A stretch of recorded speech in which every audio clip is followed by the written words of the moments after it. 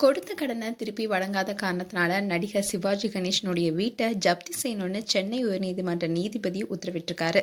இது சினிமா வட்டாரத்துல பெரும் புயலை கிளப்பியிருக்கும் நிலையில இந்த கடனால நடிகர் பிரபு அப்பாவுடைய வீடு கையை விட்டு போயிடுமேனு மனவழியில இருப்பதாகவும் பணம் ஏற்பாடு செய்ய பல வழிகளில் முயற்சி செஞ்சுட்டு வருவதாகவும் சொல்லப்படுது.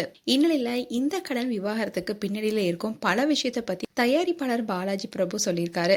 அதுல அவர் என்ன சொல்லியிருக்காருன்னா, நடிகர் விஷ்ணு விஷால் பிரபலமாகறதுக்கு முன்னாடியே ஆரம்பிக்கப்பட்ட படம் தான் ஜலஜால கில்லாடி. இந்த படத்துடைய படப்பிடிப்பு முடிஞ்சு முதல் காப்பியும் தயாராயிடுச்சு. இந்த படத்துடைய மொத்த பட்ஜெட்டுமே 3 கோடி தான். ஆனா துஷ்யந்த் ராம்குமார், அதாவது நடிகர் பிரபுவுடைய அண்ணன் மகன், அவரும் அவருடைய மனைவி அபிராமி 2 பேரும் பார்ட்னரா இருக்கிற ஈசன் ப்ரொடக்ஷன்ஸ் நிறுவனம் ஜலஜால கில்லாடி படத்தை 3 கோடிக்கே எடுத்துட்டு அந்த படத்தை காட்டி 13 கோடி ரூபாயை கடன் வாங்கி ஏற்கனவே இருந்த கடனை அடைச்சிருக்காங்க சிவாஜி கணேசனுடைய மூத்த மகன் ராம்குமார். அதே மாதிரி தனபாக்கியம் என்டர்பிரைசஸ் நிறுவனத்துக்கிட்ட 3 கோடியே 74,75,000 ரூபாய் கடன் வாங்கியிருக்காங்க. இந்த கடனை திருப்பி தராதனால தனபாக்கியம் நீதிமன்றத்துல வழக்கு போட்டு சிவாஜி வீட்டை ஜப்தி பண்ணணும் ஆர்டர் வாங்கியிருக்காங்க.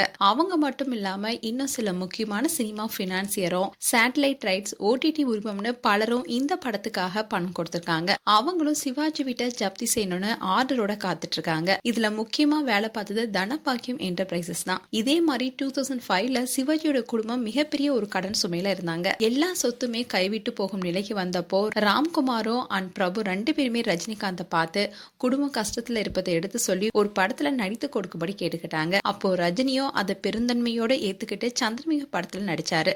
சந்திரமுகி திரைப்படம் மிகப்பெரிய அளவுல வெற்றி பெற்றுச்சு. இதை தொடர்ந்துதான் சிவாஜியோட குடும்பமும் கடன்ல இருந்து மீண்டாங்க. ஆனாலும் அதுக்கப்புறமா கடன்ல சிவாஜியோட குடும்பம் சிக்கியிருக்கு. அதுக்கு காரணம் என்னன்னா, சிவாஜி தான் சம்பாதிச்சு சொத்து சேர்த்து வச்சாரு.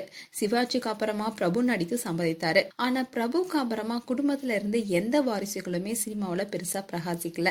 ஆனா ராஜபோக வாழ்க்கை வாழ்ந்து பழகியவங்களுக்கு இறங்கி வர முடியாதனால கடனை வாங்கி ஆடம்பரமா குடும்பத்தை நடத்திட்டு வந்தாங்க. சிவாஜி வீடு பெரிய பங்களா. இந்த வீட்டுல தான் சிவாஜியுடைய மொத்த குடும்பமே ஒன்னா சேர்ந்து வாழ்ந்துட்டு வராங்க. இதே மாதிரி சிவாஜி குடும்பம் பிரச்சனைகள் இருக்கும்போது ரஜினி கை கொடுத்து உதவினாரு. அதே மாதிரி இப்போ கமலோ இல்ல சரத்குமாரோ முன்னடிகள் இருக்காங்க. அவங்களுக்கு இந்த தொகையெல்லாம் பெரிய விஷயமே இல்ல. அவங்க நினைச்சா காப்பாத்தலாம். இந்த முறை சிவாஜியுடைய குடும்பத்தை யார் காப்பாத்துவாங்கன்னு பொறுத்து தான் பார்க்கணும்னு பாலாஜி பிரபு அந்த இன்டர்வியூல சொல்லியிருந்தாரு. மேலும் இந்த நியூஸ் குறித்து உங்களுடைய கருத்துக்களை கமெண்ட் செக்ஷன்ல சொல்லுங்க. இது போன்ற வீடியோஸை பார்க்க நியூஸ் தமிழ் கிளிட்ஸ் சேனலை சப்ஸ்கிரைப் பண்ணுங்க. மறக்காம நோட்டிபிகேஷன் பட்டனை கிளிக் பண்ணுங்க.